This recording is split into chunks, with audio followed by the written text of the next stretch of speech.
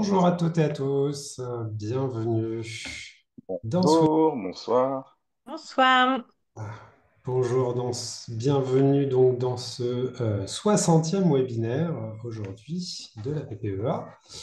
Donc, bienvenue, on va vous laisser entrer toutes et tous.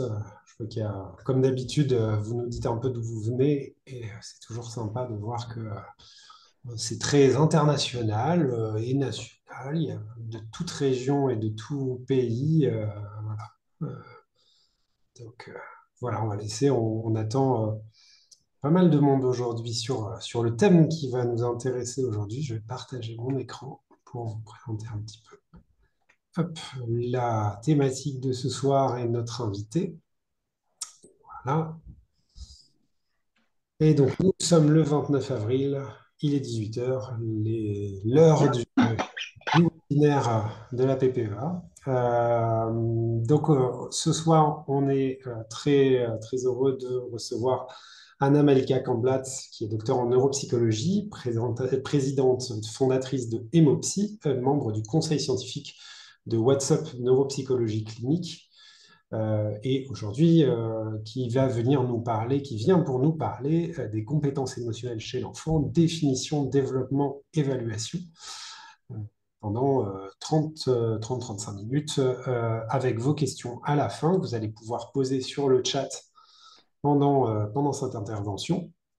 Alors, je reprends comme d'habitude pour les personnes qui connaissent, vous allez déjà reconnaître un peu toutes ces infos, mais voilà, on les explique et on explique tout ça aussi pour ceux qui nous rejoignent et qui ne sont pas forcément des habitués. Le webinaire est enregistré, il sera en accès en replay dès demain sur le site de la PPEA et sur la page YouTube, qui doit être youtube.com/assoappea.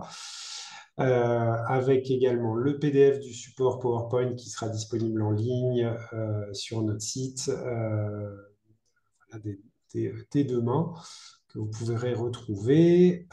On fait toujours ce rappel pour vous rappeler qu'on ne peut pas délivrer d'attestation de formation ou de présence, de suivi pour ce format de webinaire gratuit, hein. Les formats de webinaire gratuits ne le permettent pas. Notre conseil, si éventuellement vous avez besoin d'une attestation, c'est par exemple pour votre service ou votre CPF ou votre employeur, d'enregistrer le mail d'info de connexion que vous avez reçu et de faire une capture d'écran durant ce webinaire.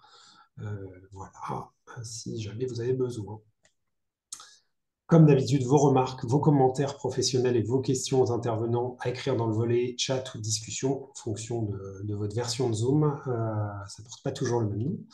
Et puis, je ne l'ai pas modifié puisque c'est moi qui présente aujourd'hui. Ce sera repris et synthétisé aujourd'hui par Katia Thériault et Théodore de Mascarel qui sont là pour collecter vos questions et vos remarques pour les remonter à notre intervenante aujourd'hui.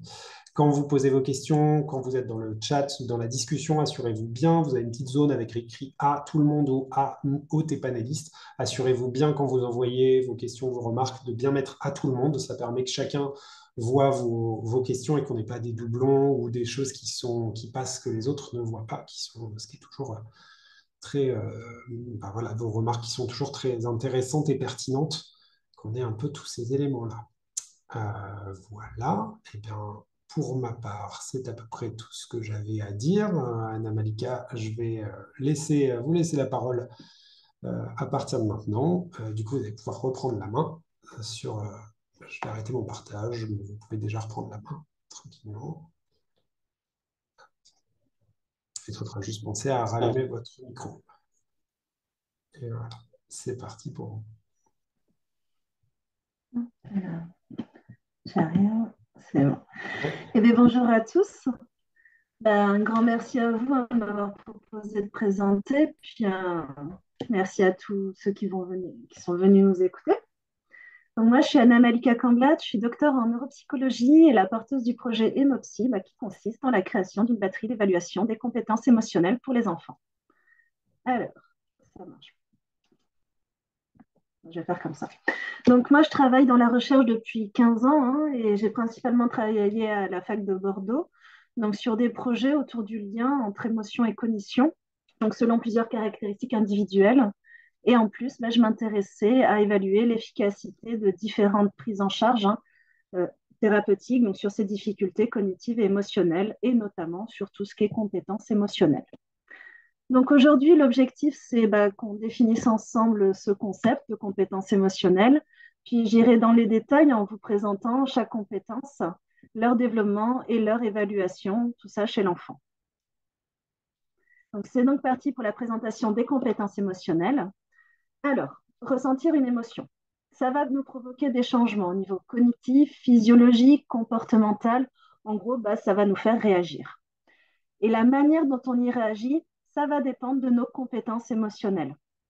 Alors, Sarni, c'est l'une des premières à avoir théorisé ce concept et elle a mis en avant 9 compétences, comme par exemple avoir conscience de ses émotions, utiliser le vocabulaire émotionnel, l'empathie, etc. Par contre, d'après elle, la grande majorité bah, de nos émotions, elles interviennent dans nos interactions sociales. Pour elle, le contexte est primordial. Donc, bah, dans ce cas-là, ça ne sert à rien de créer des évaluations standardisées pour mesurer ça, bah, parce qu'il faudrait prendre en compte tous les contextes du monde. Et ça, c'est impossible. En parallèle, il y a un autre courant théorique qui s'est développé pour comprendre bah, nos différences de réaction à une émotion, et c'est l'intelligence émotionnelle. Alors, ici, on va parler la manière dont on réagit à une émotion, mais ça va plutôt dépendre de notre capacité à raisonner dessus. Ça implique donc la capacité à percevoir les émotions, à utiliser pour favoriser la réflexion, à comprendre les émotions et utiliser le langage pour les décrire, et à réguler les émotions. Alors ici, on est bien sur des habiletés qui sont entraînables et donc évaluables. Ce sont des processus cognitifs. Bon, on a tous entendu parler d'intelligence émotionnelle, je pense. Ce concept, il a beaucoup fait parler. Il est à la mode. Il a été pris, repris, amélioré, mais aussi carrément transformé et même marketé, beaucoup. Et donc, bah, en 2009, Nicolas Jacques, elle a repris en fait tous les principaux concepts. Elle a eu le courage de faire ça, donc des modèles d'intelligence émotionnelle.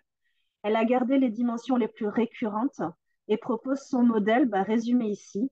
Et en plus, elle revient au premier nom de compétences émotionnelles. Alors, dans son modèle, ce qui permet de moduler en fait nos réactions émotionnelles, ce sont les capacités à reconnaître les émotions, à les exprimer, à comprendre les causes et conséquences d'une émotion dans une situation, à mettre en place des stratégies de régulation dans une situation et également à utiliser les émotions pour modifier les actions. Cependant, en 2024, il y a une méta-analyse qui est sortie qui dit qu'en fait, cette utilisation des émotions, ce serait plutôt finalement une des stratégies parmi tant d'autres et pas forcément donc une compétence à part entière, mais plutôt à intégrer dans la quatrième, dans la régulation des émotions. Tout ça pour vous dire que pour Emopsy, en fait, on a gardé les 4 premières compétences. Et pourquoi celle-là aussi?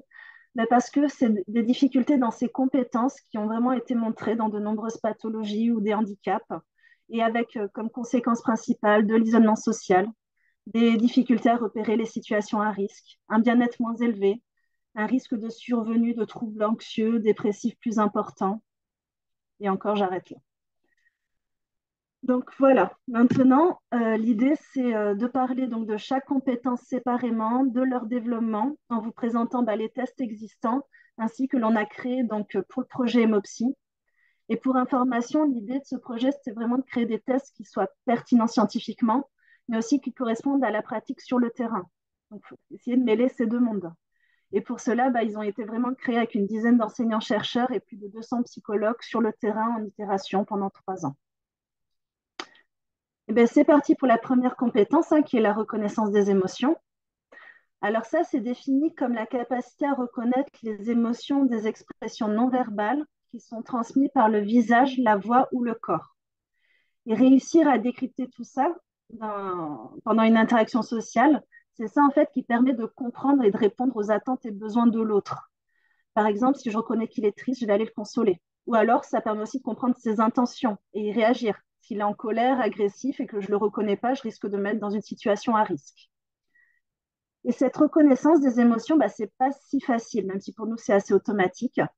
En fait, sur le visage, il y a ce qu'on appelle le triangle de l'exploration. C'est-à-dire que sur un visage, nos émotions elles vont être identifiables sur la zone des yeux, du nez et de la bouche. Et ça, en plus, de manière privilégiée selon l'émotion. Donc, pour déterminer une émotion sur un visage, il faut réussir à balayer du regard les bonnes zones du visage. Et en plus, chaque élément d'une expression faciale, chaque mouvement, ça véhicule une information bien précise. Par exemple, le fait de froncer les sourcils, ça serait l'expression qui correspond à un événement perçu comme un obstacle. Il faut donc pouvoir décoder toutes ces informations, les intégrer, et pour ça, il y a la mémoire de travail qui joue bien. Donc, cette capacité, vous avez vu, hein, ce n'est pas si facile, et ça se développe progressivement avec le temps, dès la naissance, pour que vers 4 ans, on arrive à reconnaître la joie, la colère et la tristesse, plus tardivement la peur, et encore plus tardivement la surprise, et vers 10 ans, le dégoût. Vers 12 ans, nos capacités de reconnaissance entre enfants et adultes sont assez similaires, même si cette compétence, elle se développe jusqu'à l'âge adulte, où les émotions sont exprimées en fait de moins en moins intensément. Et cette compétence, c'est vraiment la plus évaluée dans la pratique clinique et aussi la plus étudiée dans la recherche. Pourquoi? Tout simplement parce qu'il existe des tests là-dessus. Chez l'enfant en France, celui le plus utilisé, c'est un sous-test qui appartient à la batterie NEPSI 2, où là, on présente un visage d'un enfant qui exprime une émotion et on le demande d'apparier avec un visage parmi plusieurs propositions qui expriment la même émotion. À l'international, il y a aussi une version française, c'est plutôt la DAMVA qu'on utilise. Où ici, on demande de catégoriser en fait l'émotion exprimée sur la photo à partir de 4 choix: joie, colère, peur et tristesse. Et les émotions, elles sont exprimées soit faiblement, soit fortement. Donc ça, c'est les tests les plus utilisés aujourd'hui, avec leurs avantages, leurs inconvénients. Hein. Mais il y a une critique principale, en fait, c'est que les stimuli, ce sont des photos de visage. Et comme je vous ai dit par rapport à la première définition, les émotions, c'est également véhiculé par la voix, par la posture, le corps. Et ça bouge. Chaque mouvement est important. Donc pour Emopsy, on a construit une nouvelle tâche, mais cette fois avec des vidéos d'enfants qui expriment une émotion de joie, colère, peur et tristesse par le visage, la voix et la posture. Et tout ça exprimé soit fortement, soit faiblement. Donc là, je vais vous montrer un exemple. Je m'excuse, il va être flouté parce que je ne veux vraiment pas que leur voix ou leur visage soit diffusé sur Internet. Je pense que vous comprenez. Et vous allez quand même comprendre le truc.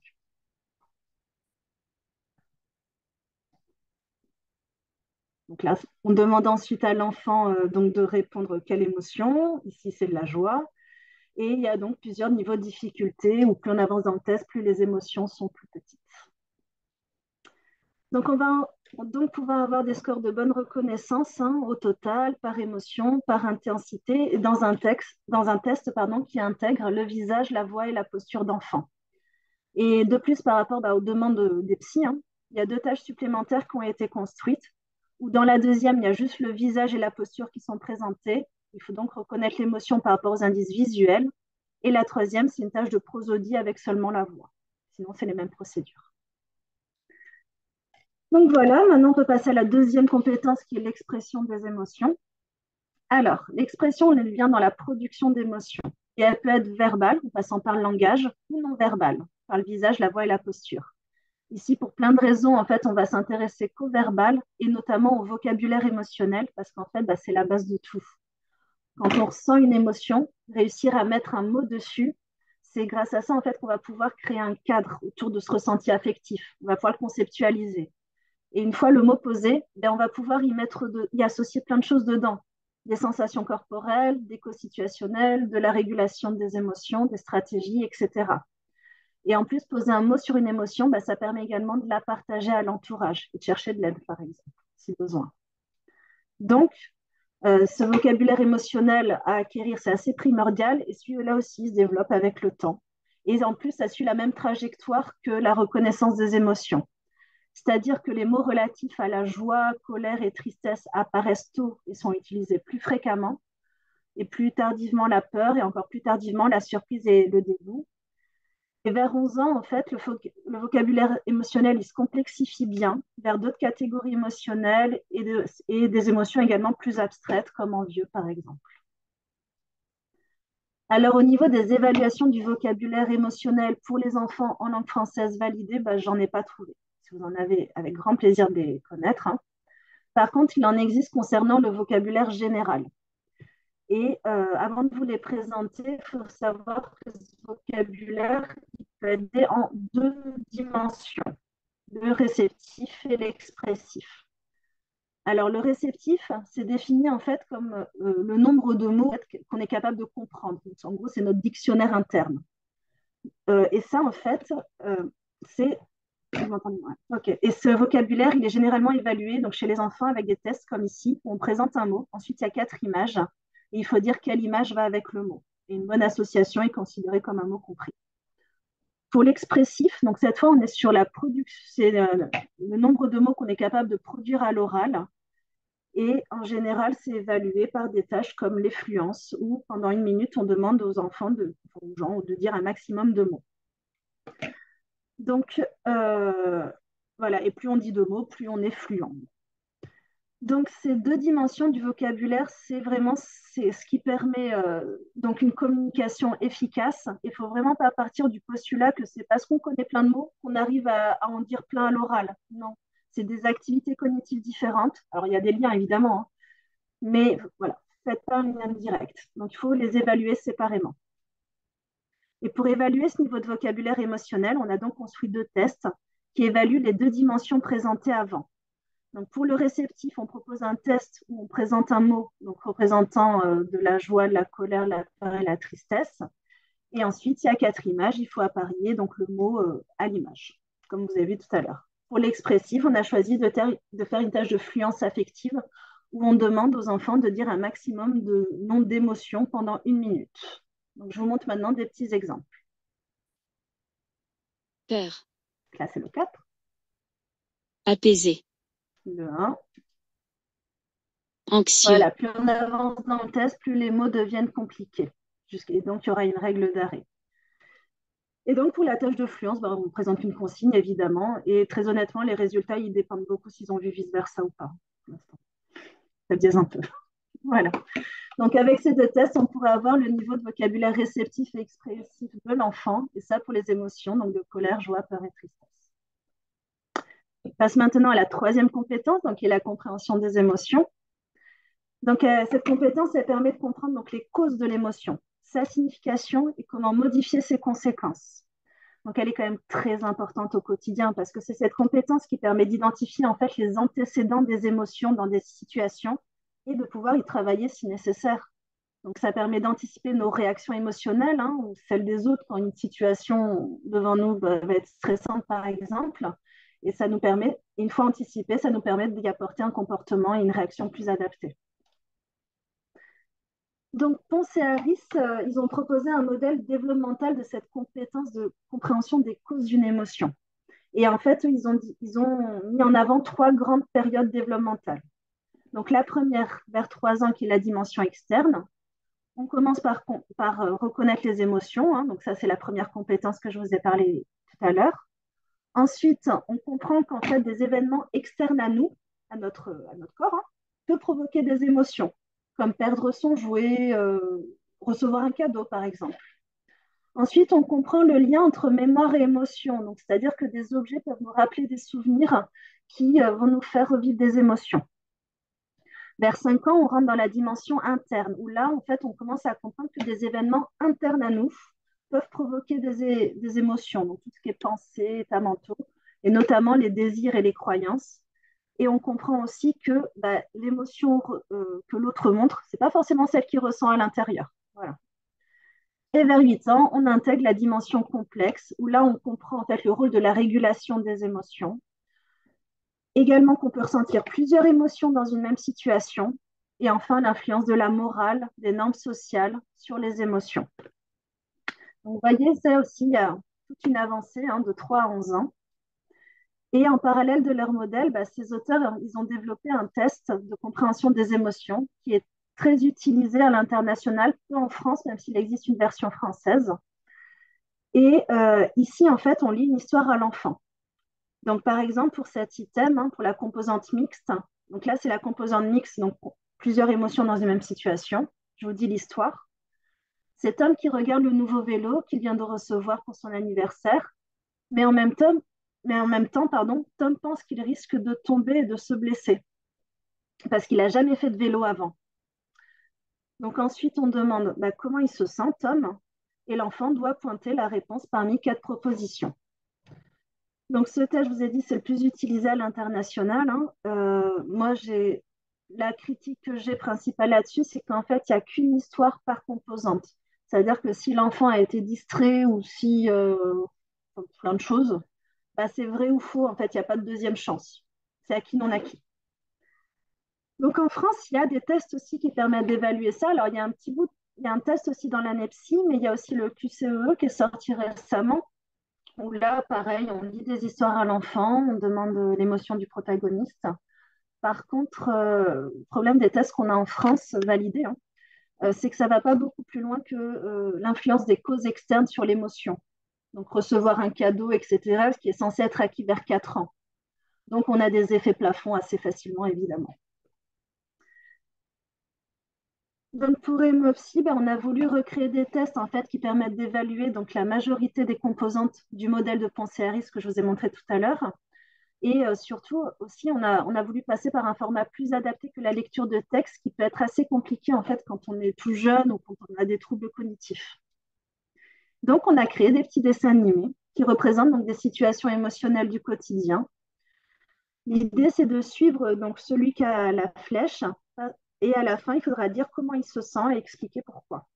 Alors, pour information, on a fait exprès de mettre des hommes bâtons, hein, afin que les réponses de l'enfant elles se basent au maximum sur les indices situationnels et non sur des stéréotypes du physique, genre les petites filles sont toujours tristes, les petits garçons sont toujours en colère, etc. Voilà.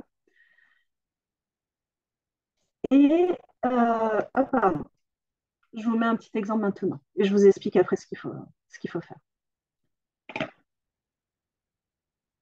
Je veux cette voiture. Tu peux Pardon, l'acheter? je vous le remets. Non.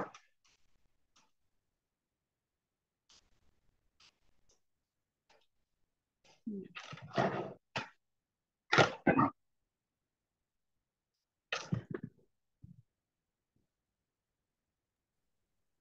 ne peut pas se relancer. Ouais, pardon, je remets dessus. Non, il n'y a pas de Ouais. problème.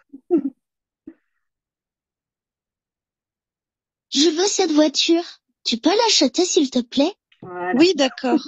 Donc là, on demande comment il se sent, le petit personnage. Bah, il est content, joyeux. Mais en fait, on va pas trop s'intéresser à l'émotion donnée, mais plutôt, parce qu'il y a on peut avoir plusieurs émotions dans une même situation et c'est pas faux. Par contre, on va lui demander pourquoi tu penses ça. Et on va s'intéresser à sa justification, à savoir est-ce qu'elle fait majoritairement référence qu'à des causes externes. Par exemple, ici, il a une voiture, la maman a dit oui. Ou est-ce que l'enfant arrive à aller plus loin dans la compréhension et aller jusqu'à la dimension interne? Ici, c'est la voiture qu'il aime, qu'il veut. On est dans la notion de désir. Donc, je vous mets un autre exemple. C'est bon. Il me manque beaucoup. Voir sa photo me rappelle quand je jouais avec lui dans le jardin. Donc ici, l'enfant, il est triste. Pourquoi? Parce que le chien est plus là, dimension externe. Mais si on va plus loin, bah, la photo lui rappelle des souvenirs avec lui. Donc ici, on est dans la composante souvenir.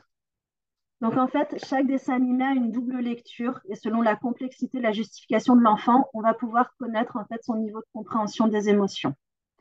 Alors évidemment, c'est un mode conversationnel, hein, c'est pas, enfin on revient à la charge si besoin, etc.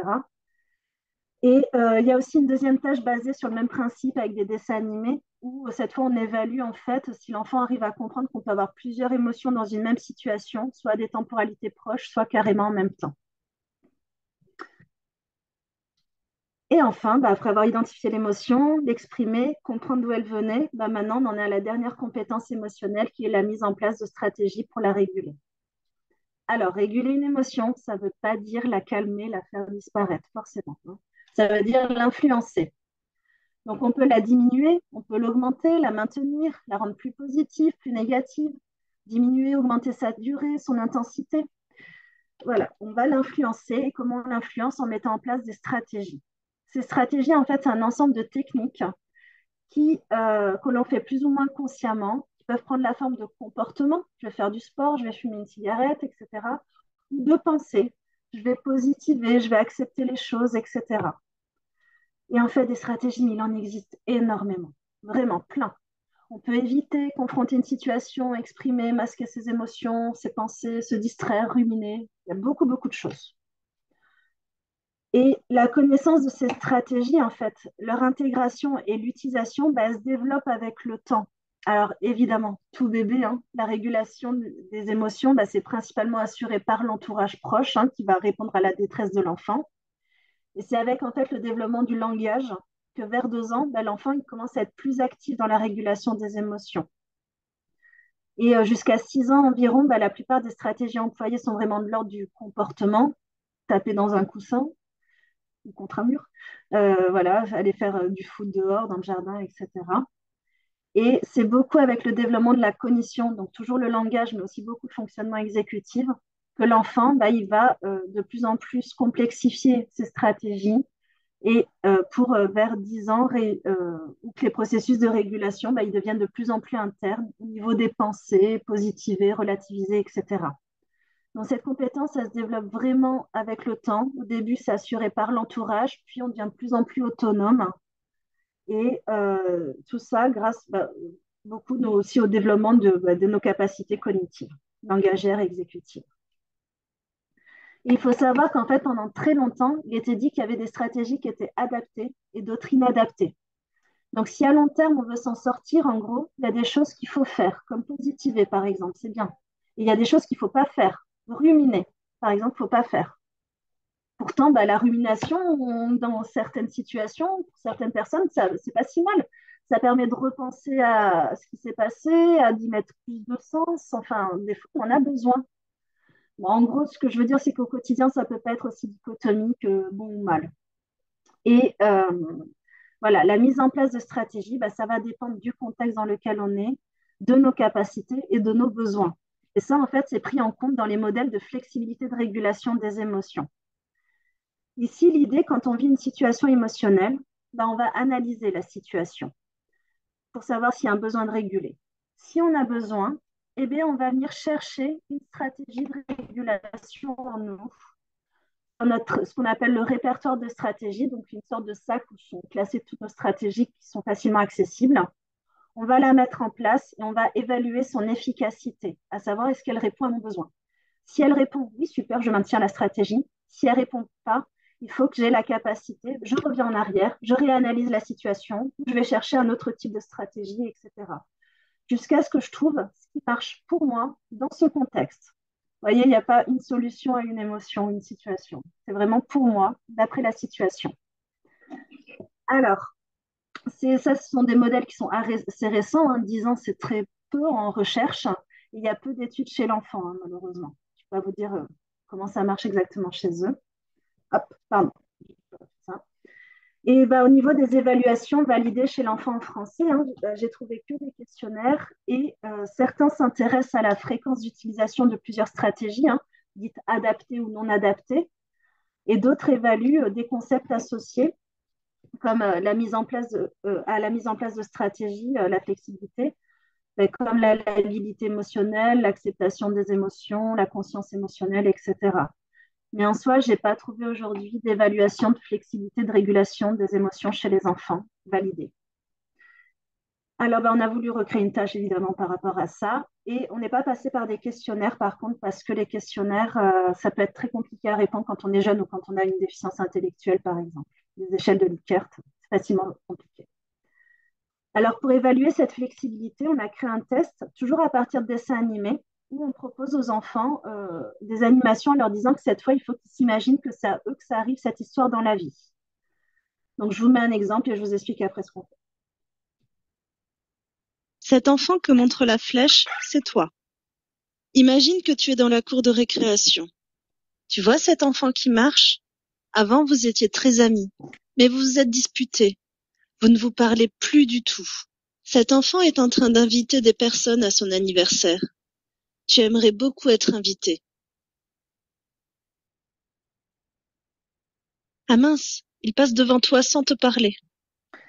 Donc là, on leur demande comment ils se sentent. Il y a 4 situations comme ça. Évidemment, on leur dit qu'il n'y a pas de bonne ou mauvaise réponse, il ne manquerait plus que ça. Et après, on leur demande en fait qu'est-ce qu'ils feraient par rapport à ces émotions ou à quoi ils penseraient dans cette situation. À ce moment-là, ils nous donnent une première stratégie. Je vais lire un livre, je vais parler, je vais m'isoler. Voilà, il y en a plein. Et ensuite, on leur donne 2 fois un feedback négatif, c'est-à-dire si ça ne suffit pas, si ça ne fonctionne pas, est-ce que tu te vois faire ou penser à autre chose? Et là, on voit si l'enfant en fait est capable ou changer ou non de type de stratégie. Donc, à la fin du test, on aura un peu comme dans l'exemple ici, tout l'aspect qualitatif sur les stratégies disponibles que l'enfant a en lui. Et en plus, l'idée, c'est de pouvoir apparier donc, les verbatims de l'enfant à des catégories, des types de stratégies, pour pouvoir quantifier donc, une largeur de répertoire en faisant la somme des différentes stratégies que l'enfant a en lui. Également, calculer un indice de persistance, à savoir, est-ce que quand on lui dit que ça ne fonctionne pas, il est capable de changer de type de stratégie, ou s'il est plutôt dans une, ou s'il est justement persistant dans une rigidité à toujours utiliser le même type de stratégie, quelle que soit la situation, quel que soit le moment. Par exemple, je vais le dire à maman, à la maîtresse, je vais le dire à papa. On est toujours un peu toujours dans la même chose. Donc voilà pour les 10 thèses, voilà pour la présentation. Maintenant, mini aparté, c'est que les thèses que je viens de vous présenter, en fait, ils sont en cours de validation, enfin, d'étalonnage. Et pour ça, on a besoin de trouver 600 enfants pour les faire passer. Et là, il y en a 210 qui ont participé. Donc, petit appel, si vous connaissez des enfants de 6 à 12 ans inclus, sans troubles psychologiques ou psychiatriques, qui seraient motivés à passer 1 heure et quart à peu près avec moi en visio pour passer les tests.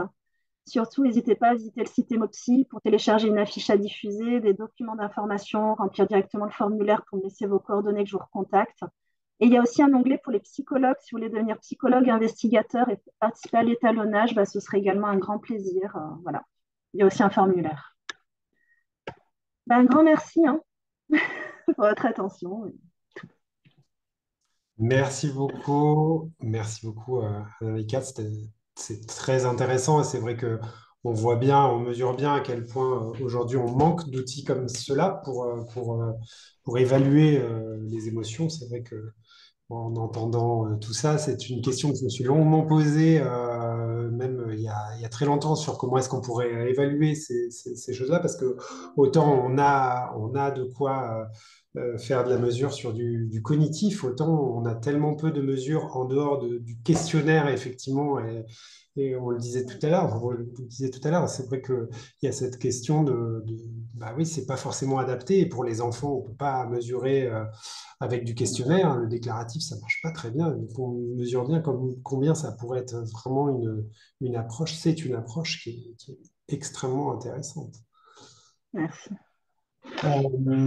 Et puis surtout, ça nous renseigne effectivement sur cette notion des compétences émotionnelles qui est encore parfois trop méconnue, je trouve.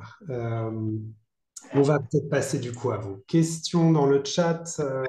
J'ai vu passer pas mal de questions et d'éléments. Donc, je vais laisser la parole à Katia et Théodore qui vont nous faire un peu la synthèse des retours.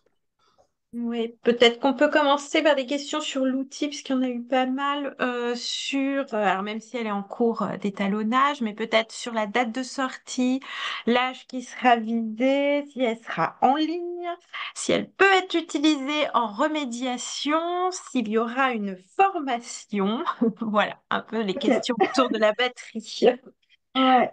Et j'ai les réponses. Ça tombe bien. Non, pas pour la première. La date de sortie, je suis désolée, je peux pas mettre de date parce que ça dépendra. Si vous avez plein d'enfants autour de vous, bientôt.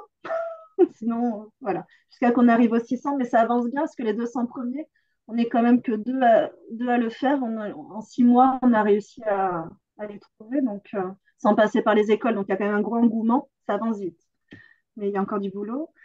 La deuxième, mémoire de Il y travail. avait oui, il y en avait plusieurs. Donc l'âge concerné par la batterie. 6 à 12 ans inclus. Donc ça va jusqu'à 12,11 ans. Voilà, Est-ce en qu'elle dessous, sera, ça fait. ouais. Ouais. Est-ce qu'elle sera en ligne? Elle sera en ligne, ce sera une application numérique, en effet. Et Euh, la formation et la et les formation, ouais, alors, professionnels qui pourront l'utiliser. voilà. Alors, c'est pour les psychologues. Alors, je pense que je ne l'ai pas dit, mais en fait, c'est un projet entrepreneurial. Moi, j'ai quitté la fac en 2002 pour pouvoir monter ce projet, pour pouvoir le faire avec le terrain et le travailler tranquillement. Donc, il y a de la formation dans Emopsy et il y a aussi un centre de ressources que je n'ai pas parlé, je crois, où dedans, il y a plein d'outils à télécharger pour travailler les compétences émotionnelles, donc d'autres vidéos, d'autres dessins animés, des petites des émotions, des tableaux de régulation, enfin, des roues des émotions, tout ça, voilà, plein de choses. Voilà. Ok. Très bien, merci beaucoup. Une personne qui demandait justement, enfin qui disait, on imagine qu'il y a une forte corrélation entre les capacités à reconnaître et la capacité à exprimer et comprendre les émotions. Est-ce que c'est des choses que vous avez pu observer dans vos différentes études, corrélation entre ces deux compétences? Alors, en fait, c'est souvent, elles sont mélangées dans l'évaluation, en fait. Parce que souvent, on montre une photo et c'est un choix libre de réponse. Voilà, il n'y a pas d'indice, il n'y a pas les quatre boutons comme nous on a prévu. Et en fait, là, ça demande beaucoup de vocabulaire pour pouvoir répondre. Donc là, il y a des fortes corrélations. Sinon, elles ne sont pas si fortes que ça. Elles sont liées, évidemment. L'un va avec l'autre. Mais c'est vraiment deux. Nous, on montre que c'est bien deux compétences différentes. Voilà, au niveau statistique. Parce Ok, qu'on a certainement choisi le fait de mettre quatre boutons de réponse pour répondre, en fait. Pour voilà, diminuer ça à fond. d'accord. Et dans la littérature, est-ce qu'il y a des effets de corrélation entre reconnaître et exprimer? Oui. Est-ce qu'on... Ouais. Oui, oui, mais même là, beaucoup de tâches de vocabulaire émotionnel font de la reconnaissance des Hmm, émotions, comme ça, à tout à choix fait. libre, en fait. C'est Hmm. très confondu, en fait, dans l'évaluation. Ok, ça marche, merci. Alors peut-être aussi on peut revenir sur certaines définitions, notamment celle de compétences émotionnelles. On avait un message dans le chat qui revenait sur cette définition. On avait aussi parlé d'intelligence émotionnelle. Là, il y a pas mal aussi d'épreuves qui reposent sur le langage. Et peut-être que pour certains enfants, ça peut être complexe. Voilà, si on pouvait revenir sur ça. Et une personne qui demandait aussi sur la définition de la régulation émotionnelle, si c'est possible de revenir sur ces différents aspects de définition. Pour les compétences émotionnelles, moi j'ai choisi de me baser sur le modèle de Nicolas Jacques. Évidemment, il est très résumé hein, dans ce que je vous ai dit, sinon ça aurait pris la demi-heure. Il faut savoir aussi, en fait, elle a défini, donc elle a pris ces cinq compétences avec un versant inter, donc vers l'autre, je reconnais les émotions des autres par exemple, et un versant intra, je reconnais mes propres émotions. Voilà, il y a aussi son modèle tripartite. En fait, elle va beaucoup, beaucoup plus loin. Il y a un super bouquin d'elle à lire si vous voulez, qui est très facilement accessible. Hein. Voilà, je ne vais jamais très loin. Euh, voilà, qui explique bien tout ça. Et, donc, et en fait, donc en effet, cette manière dont nous, on a utilisé sa définition des compétences émotionnelles, parce que c'est une toute petite partie, ça provient des études sur l'intelligence émotionnelle. Sachant que l'intelligence émotionnelle, comme je vous ai dit, elle a beaucoup développé. Moi, je vous ai parlé là, des premières définitions de Mayer et Salloway dans les années 90. Il y a eu beaucoup après, notamment par Goldman, qui a repris en fait ce concept d'intelligence émotionnelle et qui a parlé plutôt d'intelligence émotionnelle trait, où là, en fait, c'est plutôt des condensés de traits de personnalité.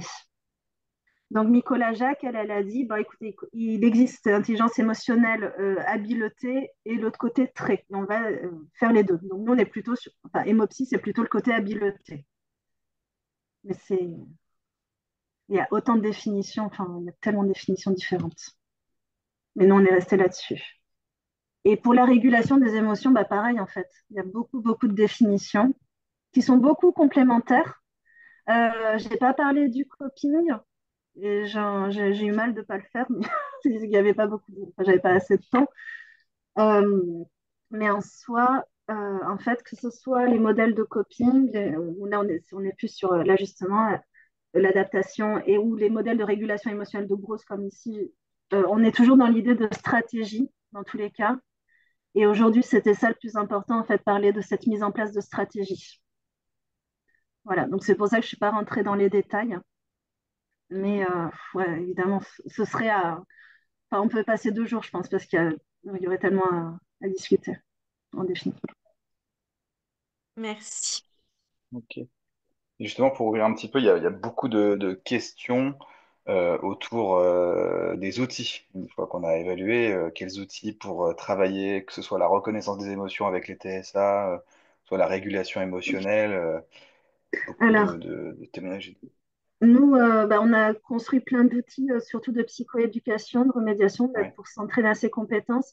Aujourd'hui, si vous allez sur le site de Déficience, il y a la mallette MOI que moi j'avais validée scientifiquement, où dedans il y a plein d'outils aussi de psychoéducation autour de la gestion des émotions qui sont adaptés. Alors non, je l'avais validé sur des adultes avec une déficience intellectuelle, mais je suis sûre que chez les enfants, ça peut être très bien. Il y a aussi la procédure, etc. Donc vous pouvez peut-être déjà aller voir ça. Est-ce qu'on peut répéter le nom du site, hein? Oui, Pardon, déficience, mais défi science. science, science. Ils ont fait un jeu de mots. Merci. Je le mets dans les Ouais, ressources et dans le chat dans un instant. Je suis en train de le voilà. Et récupérer. c'est la mallette MOI, MEMOI. Voilà.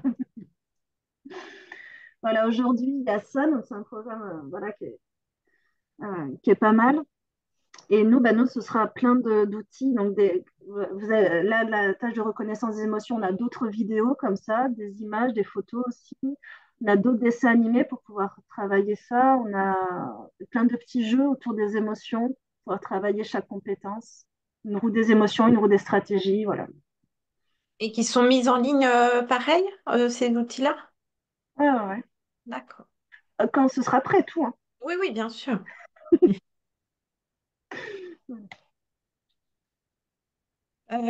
Merci. Moi, j'avais une petite question, parce qu'on a vu sur les causes internes, externes, par rapport aux émotions. Est-ce qu'il y a des liens qui ont été faits dans la littérature avec le système d'attribution causale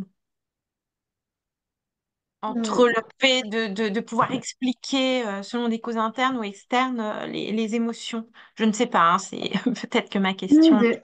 Non, je la trouve hyper intéressante. Je sais, j'ai pas de réponse, très honnêtement. Je vais regarder.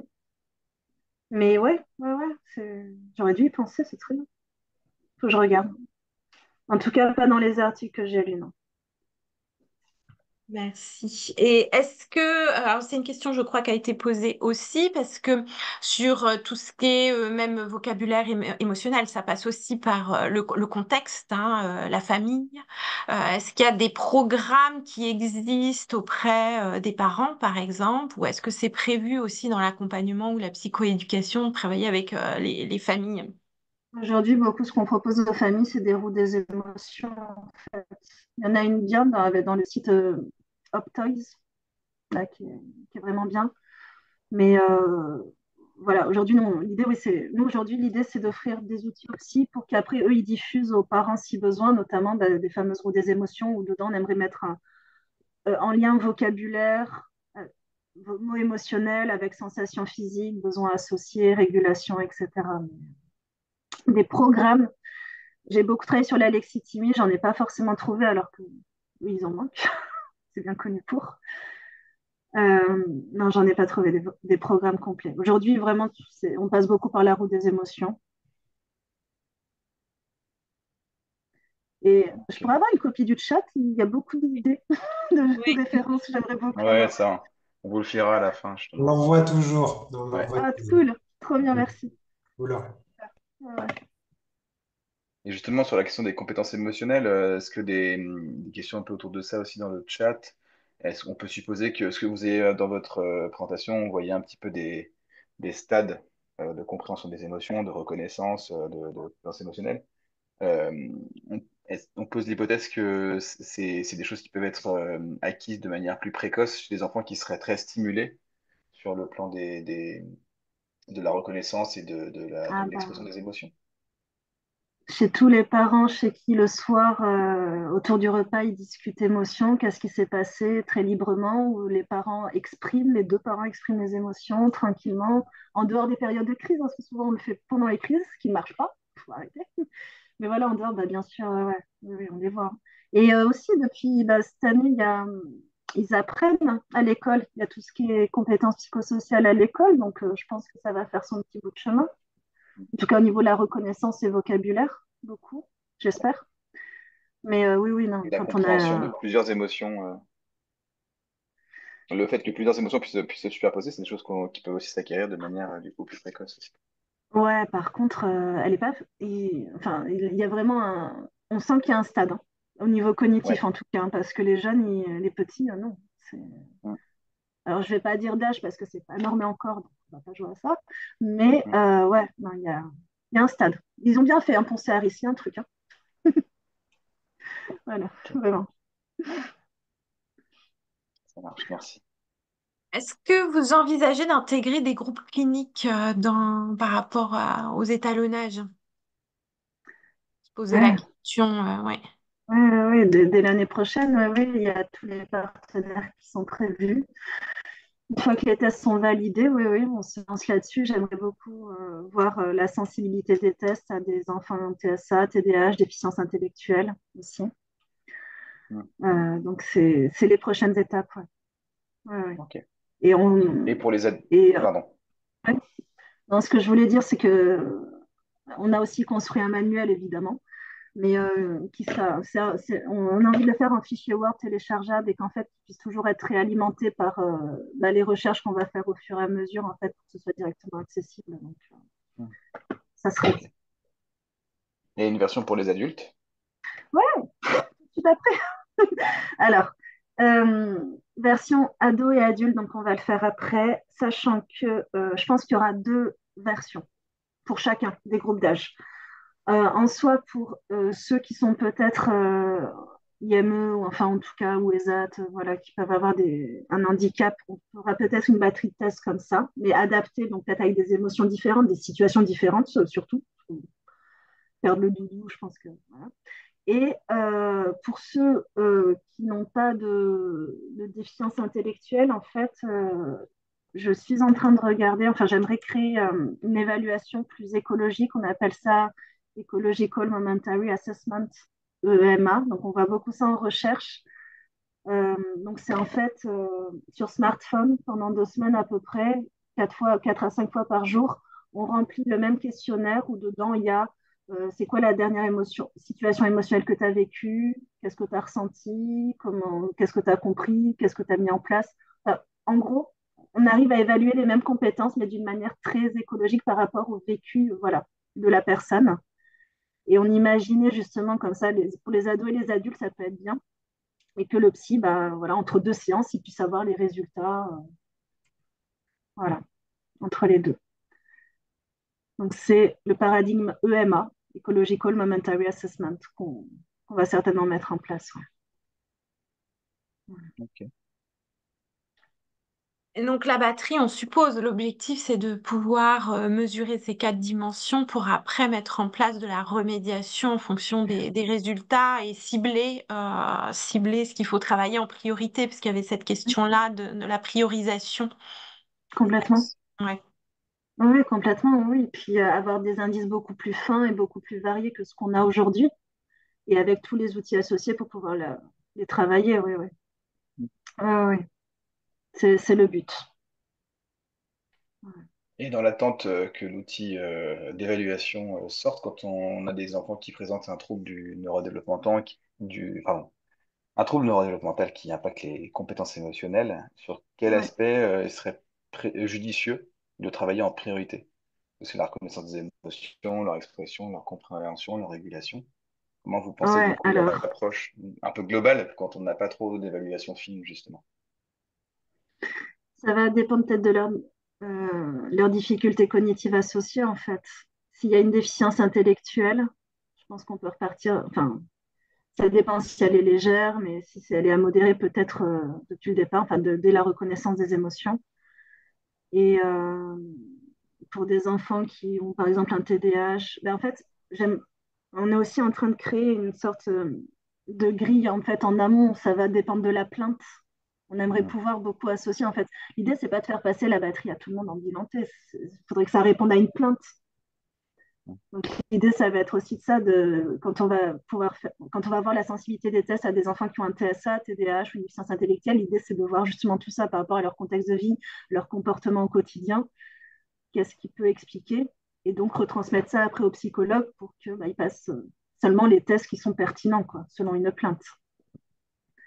Mais aujourd'hui, vu les données qu'on a, c'est par exemple dans un autisme TSA sans déficience intellectuelle, au niveau la prosodie, c'est là-dessus qu'on verrait des difficultés et non sur la reconnaissance des visages au niveau visuel. Mais ça, c'est un article et on peut trouver tout. Voilà. Mais ça, ce sera notre job justement de faire d'apporter de l'information par rapport à ça, mais je pense qu'on pourra vraiment le savoir que l'année prochaine quand on aura fait l'essai clinique auprès d'eux. Ok, Il ça y marche, avait merci. une petite question sur les émotions complexes. Une personne avait demandé peut-être la différence avec les sentiments. Alors ça, c'est... Ouais, non, elle a tout à fait raison, hein. Mais c'est qu'il y a tellement de définitions aussi.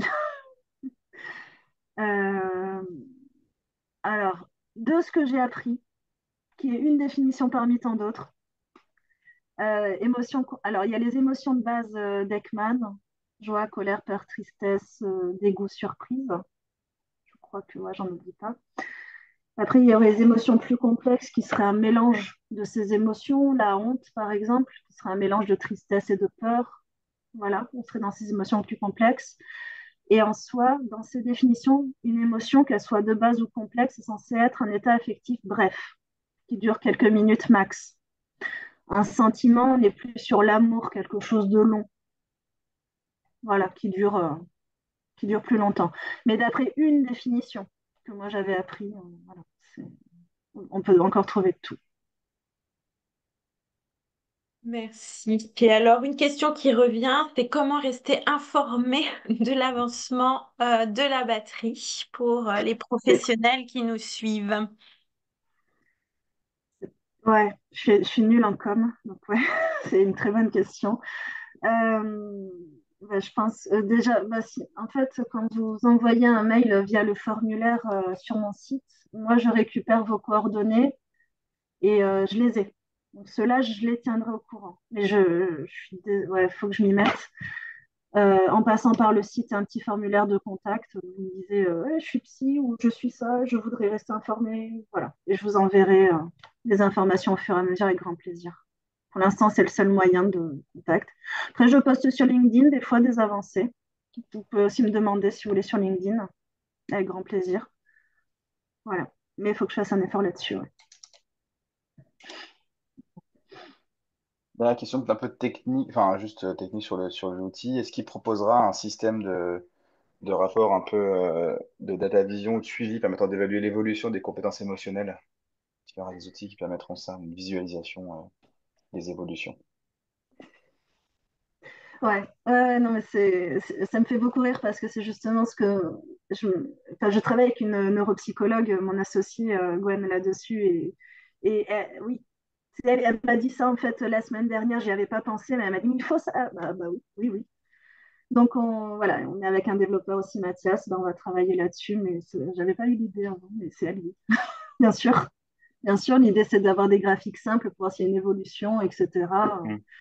L'avantage du numérique va pouvoir faciliter tout ça en fait, le suivi. Ouais. J'imagine que vous n'en avez pas encore d'idée actuellement, puisque tout ça est en cours de validation, mais est-ce que vous avez déjà une idée des effets test-retest potentiels qu'il peut y avoir dans ce type de test? Parce qu'on s'attend, par exemple, sur les tests cognitifs à du 1 à 2 ans en général. Est-ce que pour les émotions, ça pourrait être différent? Hum, alors, effet test-retest, on est sur normalement, l'idée c'est d'avoir une bonne corrélation pour pouvoir voir si les tests sont cohérents entre eux en fait. Je ne sais pas si on parle plus de la sensibilité au test, à savoir si donc dans une longue période, est-ce que quoi, il y a un effet d'entraînement ou ça pourrait avoir Oui, une évolution, c'est ça?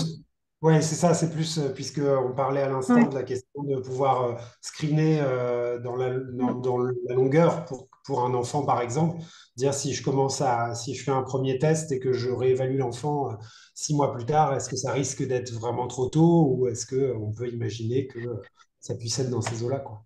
Effet Alors, bah, d'apprentissage, en fait, hein, enfin, ce que hum, Vincent évoque. Est-ce qu'il y a un effet d'apprentissage si on passe la batterie ouais, bah ça c'est aussi la fin de l'étude. Là, les derniers, on voulait faire une petite étude longitudinale, on va dire, sur une cinquantaine d'enfants pour voir cet effet d'apprentissage.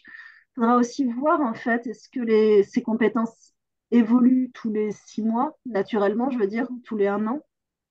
Je pense que 1 an, ça fait un peu long pour des enfants. Il faudra évaluer tout ça. Aujourd'hui, je n'ai pas des réponses sur des effets d'apprentissage parce qu'en effet, l'effet test-retest, mais c'est prévu dans les qualités, dans l'évaluation des qualités psychométriques de la batterie, hein, de toute façon. Merci. Et on Mais peut juste... Ah, pardon. non, pardon. Non, non, non. Je croyais que ça avait bugué, pardon. Non, non, juste repréciser parce que ça a été reposé, je crois que vous l'aviez dit, mais ça sera bien qu'à destination des psychologues. Ouais. Oui, ouais, c'est prévu pour. Enfin, c'est en cours de. Enfin, après, dans le médico-social, on travaille tous ensemble. Donc, j'ai beaucoup travaillé dans le médico-social, donc voilà. C'est à discuter. Parce que, enfin, il y a aussi, les orthophonistes travaillent la reconnaissance, enfin, entre autres, hein, les psychomotes aussi travaillent la reconnaissance des émotions, l'expression. Donc, Ça, il y avait des personnes dans le chat ouais, bien sûr. qui sont en Ouais. psychomotricité Ah, ou bah oui, oui. Bah, moi, qui sont intéressées. j'ai fait des ateliers avec eux, bien sûr, d'expression des émotions. C'est super. Oui, oui. Ça, c'est à réfléchir un peu. C'est vrai qu'on est un peu sur juste terminé, on n'a pas encore trop réfléchi à tout ça. Après la régulation des émotions, peut-être qu'il y aura des tests accessibles selon les besoins et voilà, les compétences de chaque professionnel. C'est tout à fait envisageable aussi. Voilà. Mais je le note, en tout cas. Merci. Eh ben, merci beaucoup. Merci À pour vous. tous les éléments. Du coup, on va clore ce webinaire. Comme d'habitude, comme on l'a redit, vous retrouverez le replay en ligne dès demain. Voilà, avec tous les éléments.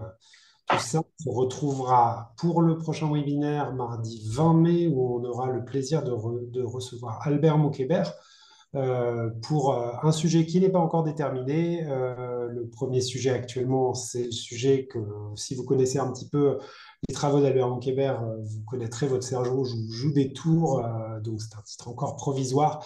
Le webinaire sera, vous pourrez commencer à vous inscrire à partir du lundi 12 mai avec le titre final à ce moment-là et plus de précision. On vous remercie. Merci beaucoup, Anna Malika, pour cette présentation. Il y a Merci. beaucoup de remerciements dans le chat. Et puis, merci à Katia et Théo pour le retour de toutes ces questions et remarques sur le chat. On vous souhaite du coup une très belle semaine ensoleillée pour la France, en tout cas, en grande majorité, manifestement. Et puis on vous dit à très bientôt dans les webinaires de la PPEA. Bonne Merci soirée. beaucoup. Bonne Bonne soirée soirée à à vous. tous et à tous. Au revoir.